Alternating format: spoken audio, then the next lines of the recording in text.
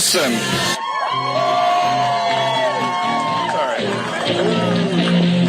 Hello, Berkeley County.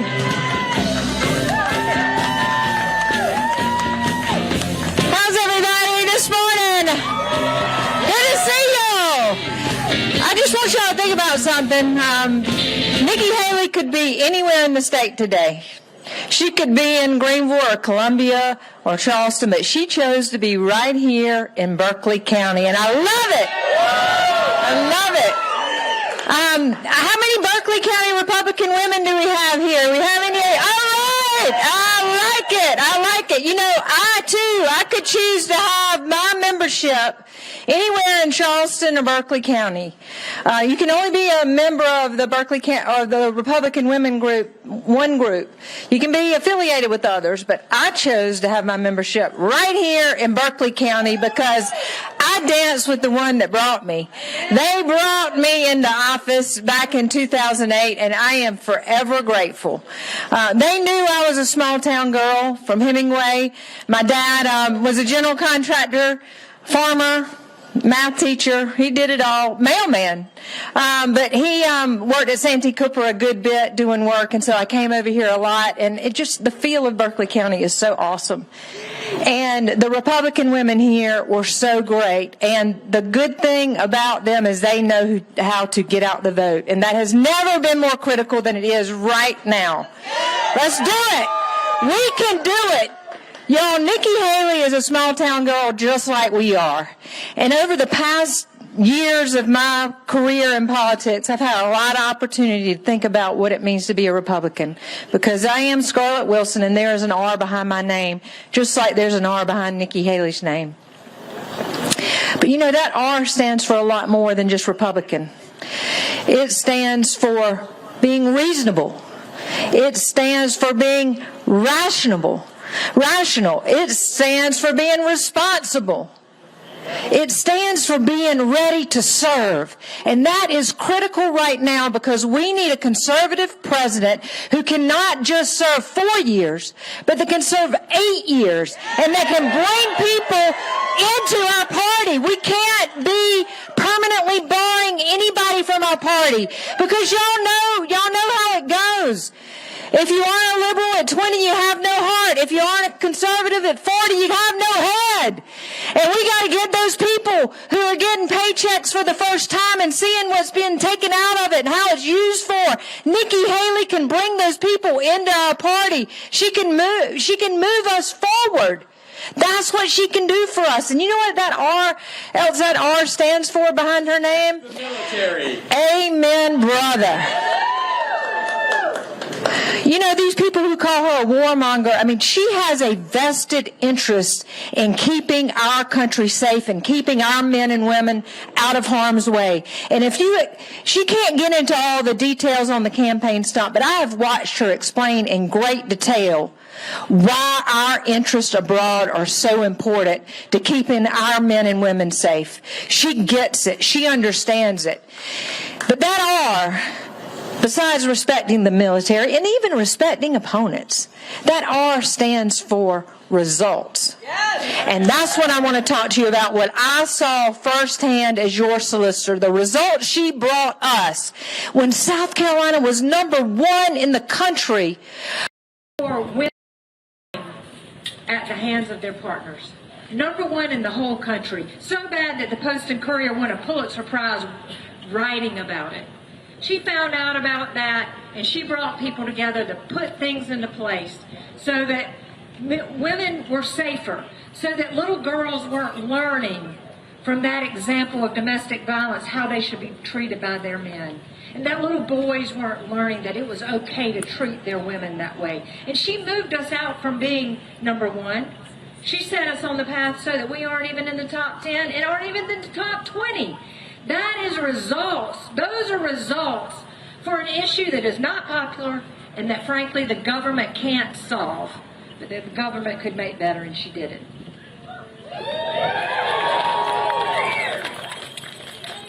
She brought us results when, after all of us watched in horror the video footage of a cop shooting a man in the back 8 times. She saw the problem there. This nation was a tinderbox when that happened. We were on the verge of race wars at every turn. She knew what was going on. She knew how to lead through that. When I was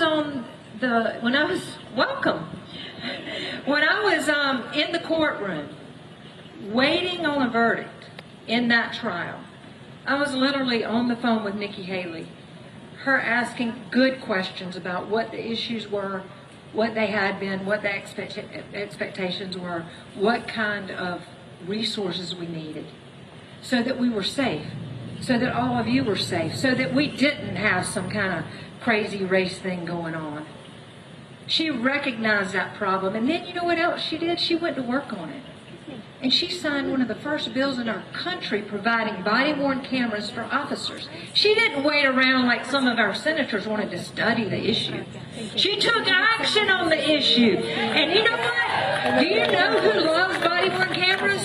Cops love body-worn cameras because they keep them safe. Because cops get accused every day of doing something that they didn't do, and they can show that body-worn camera footage, and then they can exonerate themselves. And when there is a rogue cop, a body-worn camera can help ferret that out too. But she took action. She didn't wait around.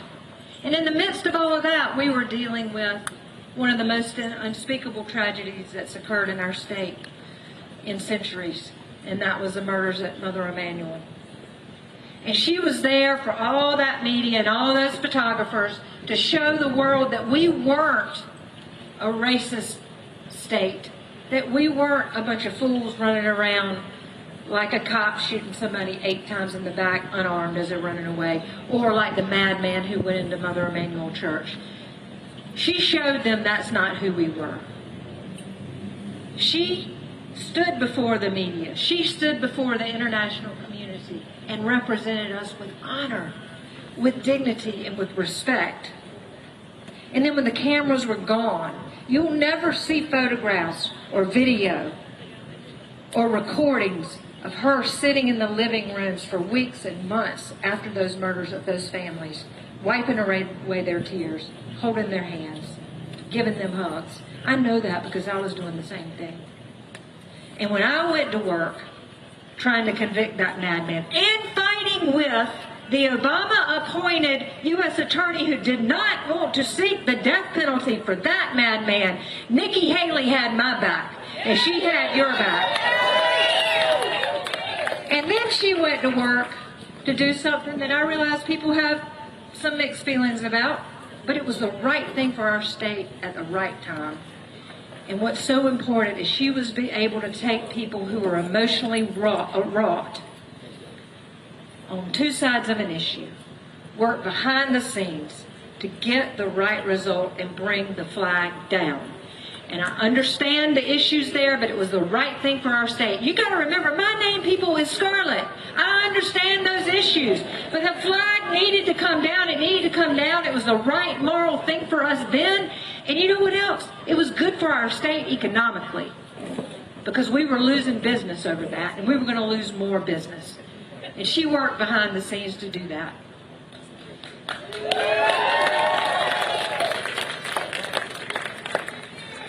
We needed Nikki Haley in the governor's office. We needed Nikki Haley in the Trump administration. And we need Nikki Haley in the White House now. But there is only one way to do that, people. There is only one way to have a South Carolina girl in that White House, and that's for each of you to get out and vote on Saturday. Get them out. Bring your friends. Text your friends. Go for a walk. Go to vote. It's going to take you 3.5 minutes to save our country. Our men and women are fighting for us. Our men and women are away from their families right now so that we have the luxury of voting in a Republican primary. We have got to get out the vote to get this done.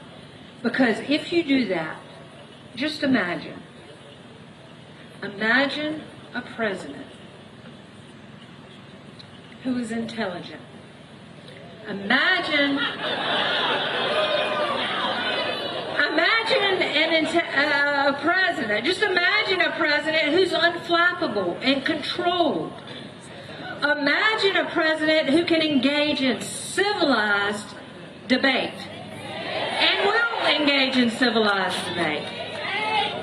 Imagine a president who's competent to stand trial or competent to just be president. Imagine a president who won't destroy the world. Y'all are awesome. But I mean, if we can imagine a president like that, who's competent and ready to serve. And Nikki Haley is the one. Imagine a president who has the grace and the grit to stand toe-to-toe and eye-to-eye with world-class bullies and say, with all due respect, Mr. Bully, I got a country to save. She can do it. She can do it. But there's only one way she's going to do it, and it's going to take y'all getting out to vote and getting your friends out. Because if you do that, we will elect South Carolina's favorite daughter. All right, are y'all ready? Ladies and gentlemen, please welcome the first woman to be president of these United States, Nikki Haley.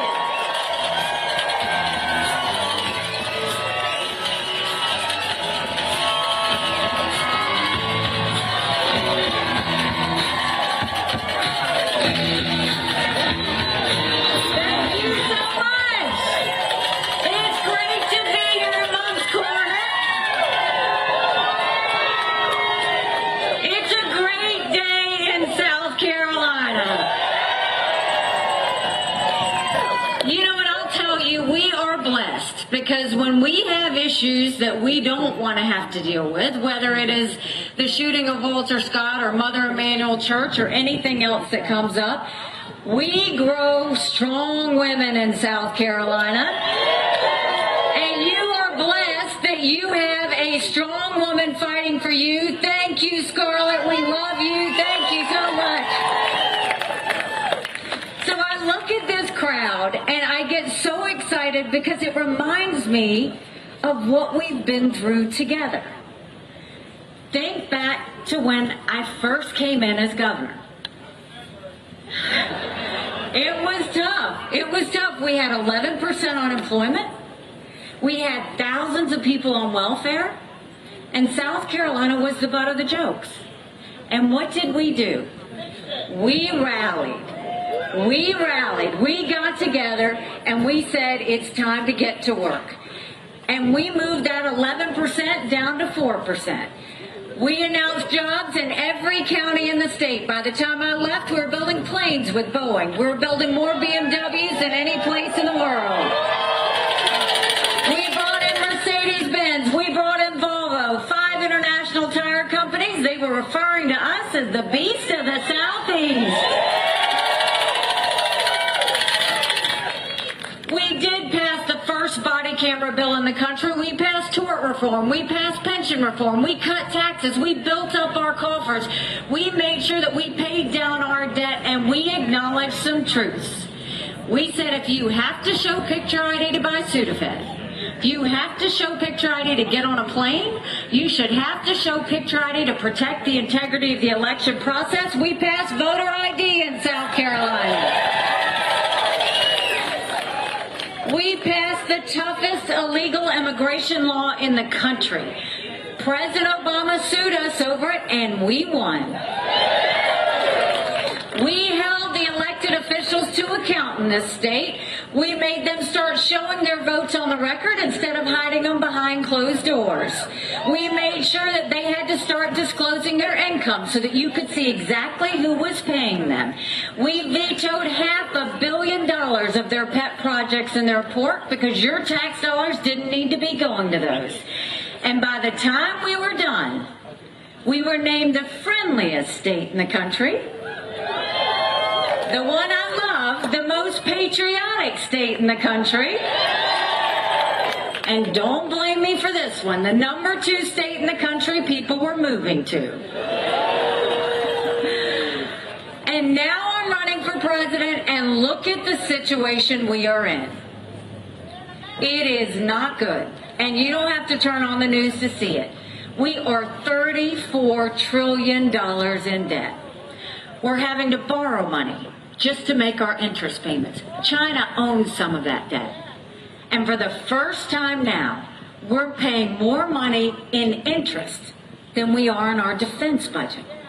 You know who notices that? Russia, China, and Iran.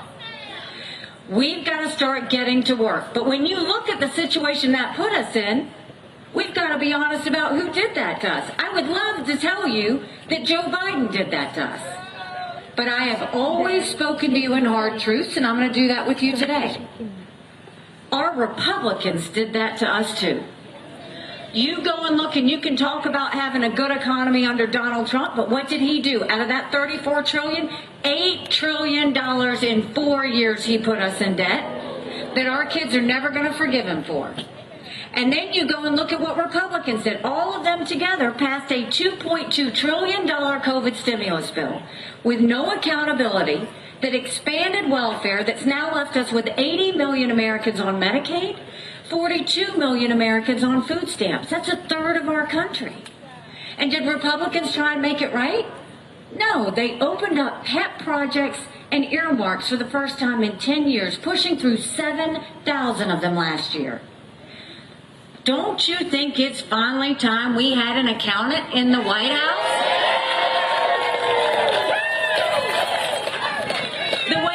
Take care of our economy, we're going to start by clawing back the $100 billion of unspent COVID dollars that are still sitting out there.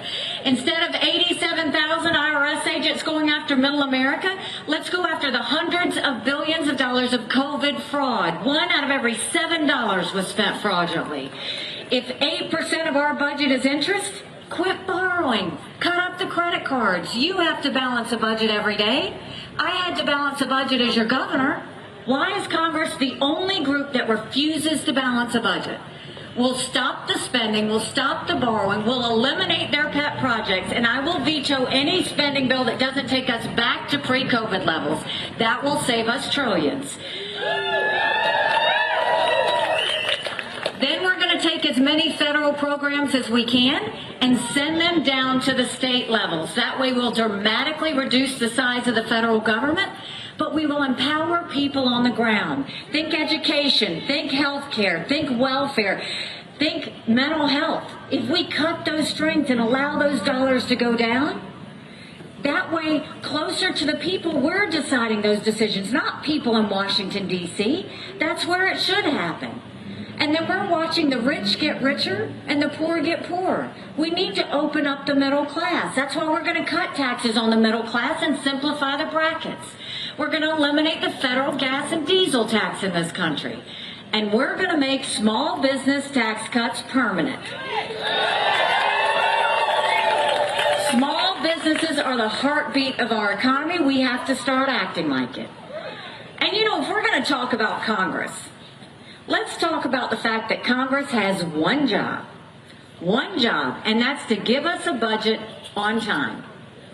Do you know Congress has only given us a budget on time 4 times in 40 years? 4 times in 40 years. Do you know what we're going to do about that? When I'm president, if Congress doesn't give us a budget on time, Congress doesn't get paid, period. Don't you think it's finally time we had term limits in Washington, D.C.? Don't you think we need to have mental competency tests for anyone over the age of 75? Look, I'm not being disrespectful when I say that. We all know people over the age of 75 that can run circles around us. And then we know Joe Biden. Congress has become the most privileged nursing home in the country. And it's nothing to play with. These are people making decisions on the future of our economy. These are people making decisions on our national security. We need to know they're at the top of their game. Now let's talk about the border. I can't believe this is happening in the United States of America. 9 million illegal immigrants have come across that border. We had more fentanyl come across that border last year that would kill every single American. Number one cause of death for adults 18 to 45, fentanyl. And don't think for a second China doesn't know what they're doing when they send it over. Now, when we passed the toughest illegal immigration law in the country, everybody noticed, including President Obama. We need to take what we did in South Carolina and go national with it. We will do a national E-Verify program so that every business has to prove that the people they hire are in this country legally. We will defund sanctuary cities once and for all. No more safe havens. We will put 25,000 Border Patrol and ICE agents on the ground and let them do their job. We will go back to the Remain in Mexico policy so that no one steps foot on U.S. soil. And instead of catch and release, we'll go to catch and deport. That is how we will deal with the border. Now let's talk about what happened last week on the border. There was a border bill that came up, and part of that bill was good. It strengthened asylum laws. We have to strengthen the asylum laws because 3 million illegal immigrants came in under the Trump watch because our asylum laws weren't strong enough. The part of the bill that was weak was it didn't include the Remain in Mexico, and we have to have that. And it had a 5,000 person threshold. We can't even have a 1 person threshold. But the problem with all of that is Congress needed to get into a room, strengthen it, and not leave until they got the job done. And what did they do? They went on a 2-week vacation. And then you had Trump, who came in and said, don't pass anything on the border until after the general election because it would hurt him. We can't wait 1 more day to secure that border. We have got to get it done. Congress needs to get us a strong border bill, and Trump needs to stay out of it, period. And then, growing up in Bamberg, South Carolina, my parents always taught me, you take care of those who take care of you.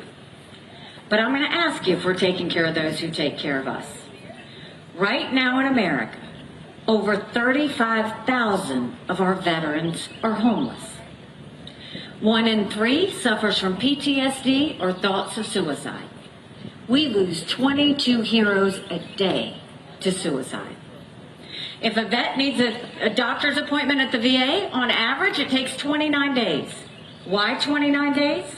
Because on the 30th day they can go to the doctor or hospital of their choice. So midway through the 29 days, they get a call to reschedule, and the clock starts all over again. It is shameful how we treat our veterans. Now, I'm the proud wife of a combat veteran who served in Afghanistan. And when Michael came home to us, that was a lot of prayers answered.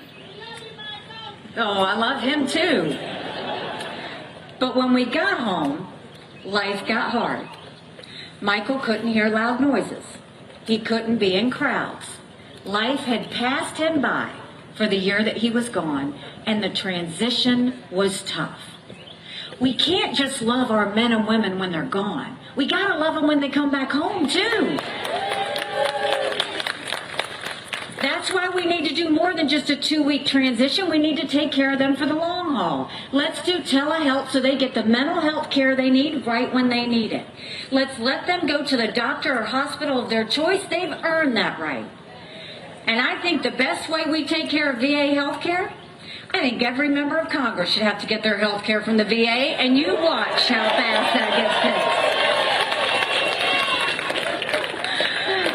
fixed. It'll be the best health care we've ever seen, guaranteed. And speaking of military, let's talk about our national security. The world is on fire, literally. We've got a war in Europe. We've got a war in the Middle East. We've got North Korea testing intercontinental ballistic missiles capable of hitting the U.S. You've got China doing cyber attacks on our infrastructure. And you've got Russia now doing blinding satellites so that we can't see if a missile's coming or we can't see if they try and take out our infrastructure. It's a lot. We have got to have a leader that has moral clarity. We need to have a leader that knows the difference between right and wrong. And you look at the situation that we're dealing with and how sensitive it is. And I want you to think about what Donald Trump said in Conway, South Carolina.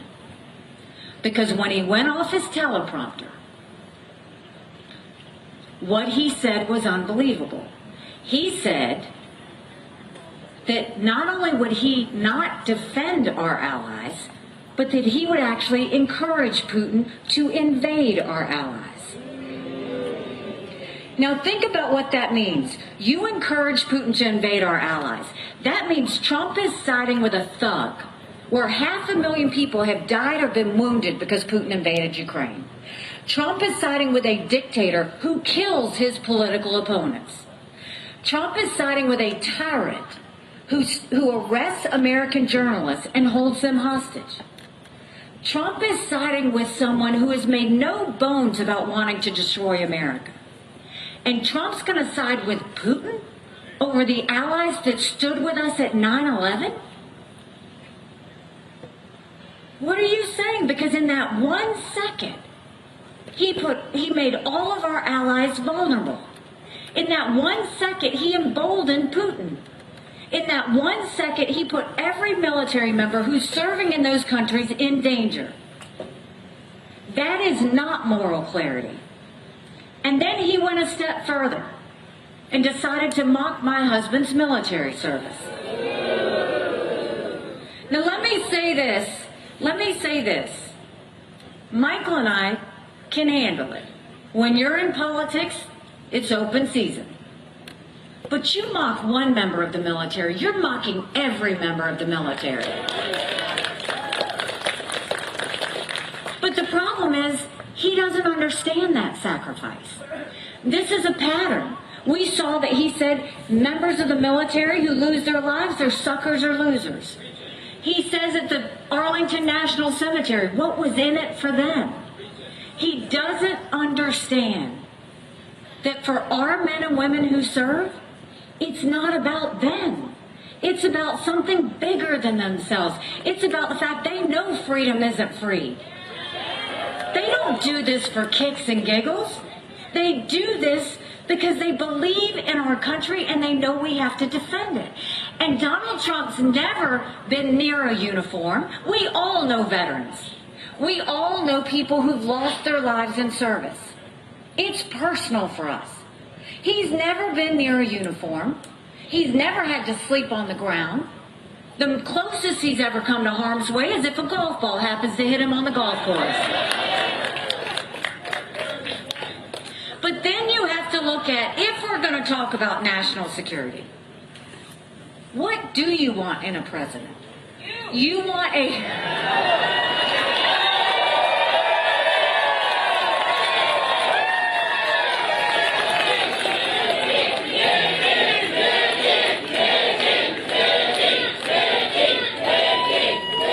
When it comes to national security, you want a president who's going to prevent war.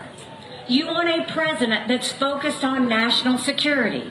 You want a president that's going to keep Americans safe. That's what we want. So we know what to do with the domestic issues. We know what to do with national security. Now we got to decide what we're going to do on Election Day. And I want you to look at this year. I announced that I was running for president a year ago. There were 14 people in that race. I defeated a dozen of the fellas. I just got one more I got to catch up to. And you look at that and they said, oh, she's not going to make it to Iowa. We made it to Iowa. Then we went to New Hampshire, and on the day of the election, New Hampshire, they said she's down 30 points, and we got 43% of the vote. And what happened the night of New Hampshire was quite something. Donald Trump became completely unhinged.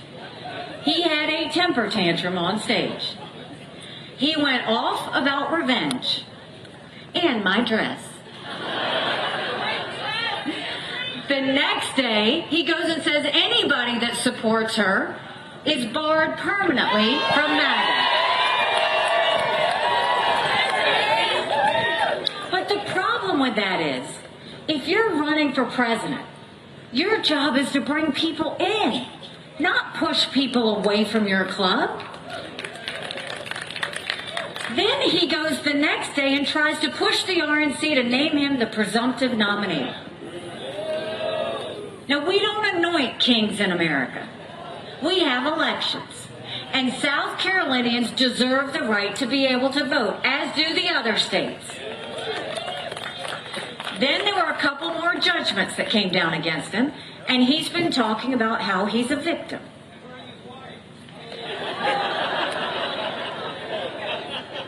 Now, the one thing that bothered me the most about whether it was the night of New Hampshire or whether it was him complaining about being a victim, at no point did he ever talk about the American people. At no point did he talk about us being $34 trillion in debt. At no point did he talk about the fact that only 31% of 8th graders in our country are proficient in reading. At no point did he talk about the completely open border. At no point did he talk about the lawlessness in our cities. And at no point did he talk about the wars around the world. All he did was talk about himself. And the problem is, this isn't about him. It's about the American people.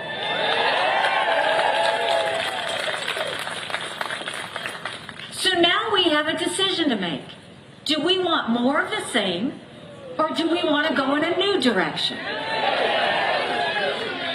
More of the same is not just Joe Biden. More of the same is also Donald Trump. But don't listen to me. Listen to Americans around the country. 70% of Americans have said they don't want Donald Trump or Joe Biden. They are the two most disliked politicians in America. And the fact, thank you, do we really want to go and be a country in disarray and a world on fire and have two candidates in their 80s? When we need someone who can serve 8 years, day and night, get our country back on track, no vendettas, no drama, just real results for the American people.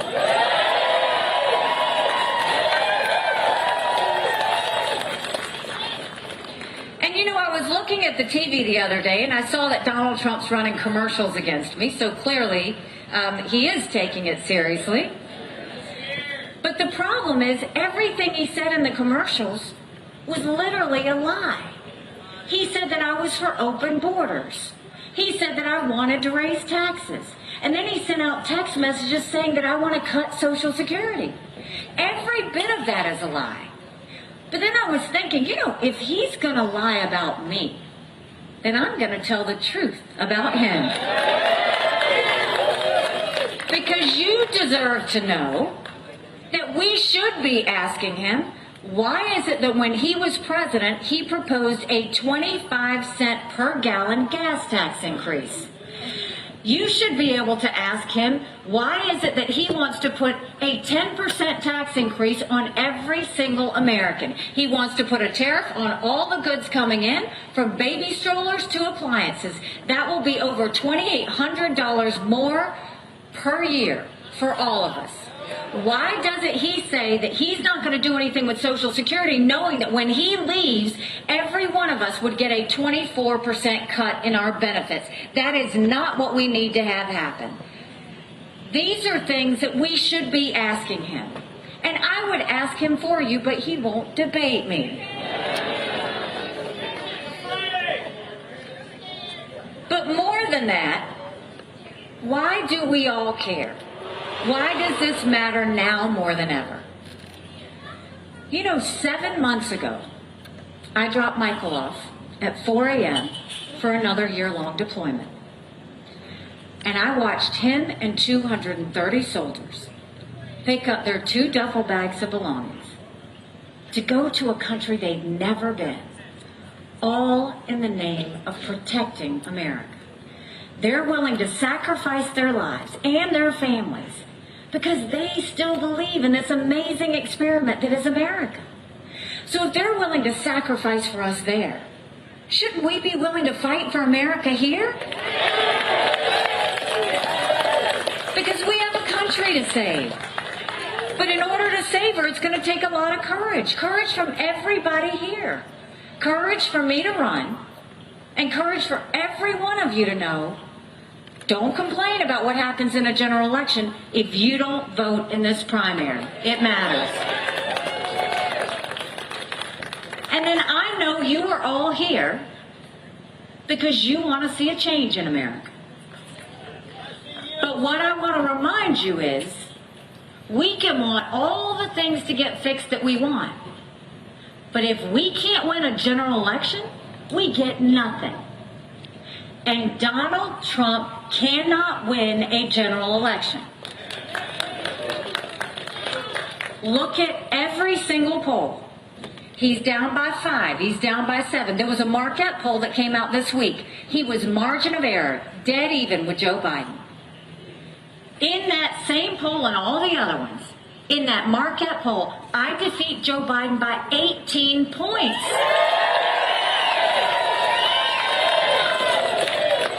Do you know what that means? That's bigger than the presidency. That's House, that's Senate, that's governorships, that's school boards. That's a real directional turn in our government.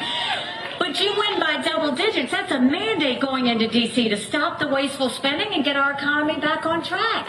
That's a mandate to get our kids reading again and go back to the basics in education. That's a mandate to secure our borders with no more excuses. That's a mandate for law and order back in our cities, and that's a mandate for a strong America that prevents wars that we can all be proud of. Don't you want that?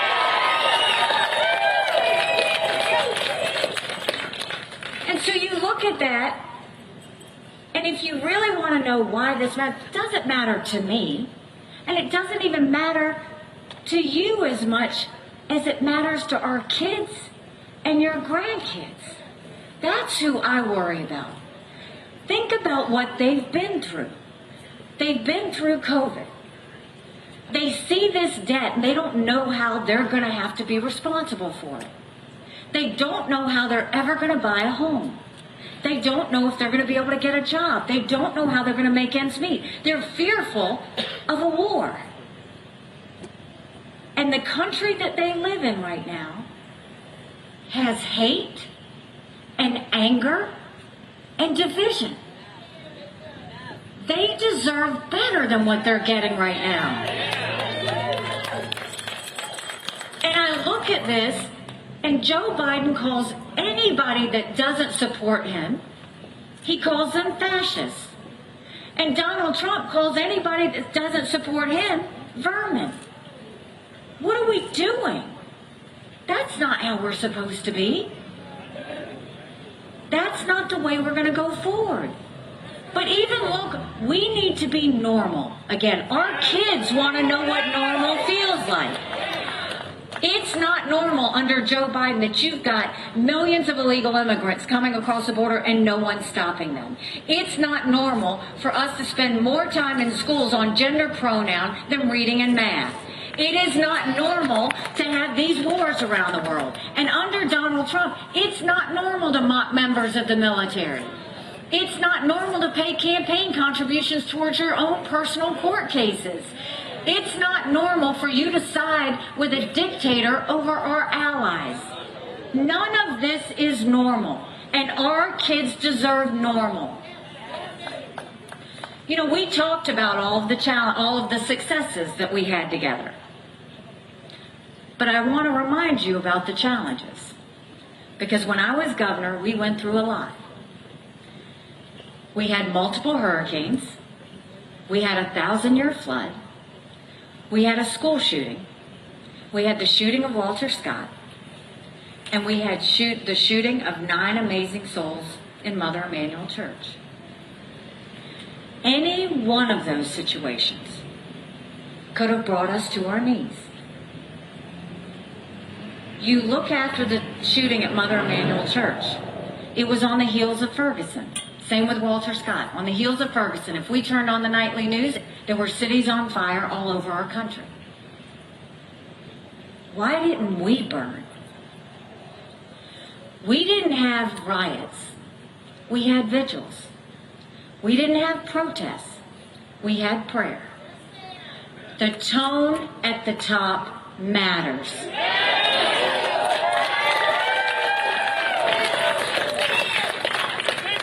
If you notice, I didn't judge either side. I didn't pick who was right and who was wrong. That's not what a leader's supposed to do. You don't judge your people. Instead, you bring out the best in people so that they can see a good way forward. And that's what we did as South Carolinians. We showed the entire country and the world what grace and strength look like over and over and over again. And through that unity, that's where we found our strength. Now we need that same thing in our country. And we have the chance to do that. Tomorrow is election day. Anybody can vote in this election as long as they didn't vote in the Democratic primary on February 3rd. I need you to get out and vote. I need you to take 5 people with you. I need you to make sure you call your friends, email everybody you know, text, take anybody who can't get there to the polls, because it matters. We all know, and you'd be shocked how many of your friends and family are just general election voters. I want you to send them a message for me. In a general election, you're given a choice. In a primary election, you make your choice. This is the time for us to make our choice.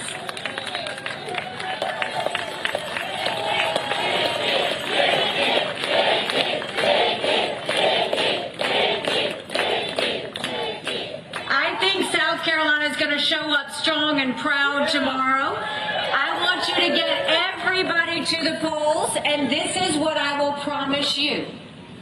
I will promise you the same thing I promised you when you elected me governor twice before. I will spend every single day proving to you that you made a good decision.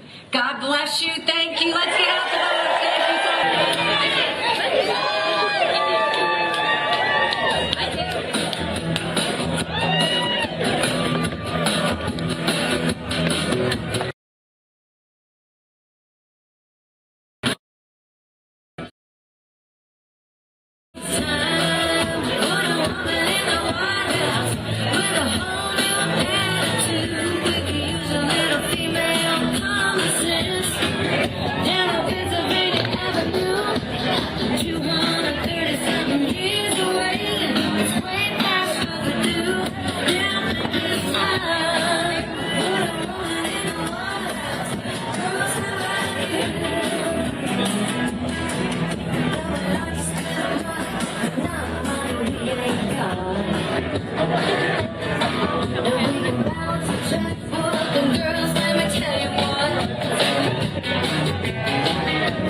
Clean out,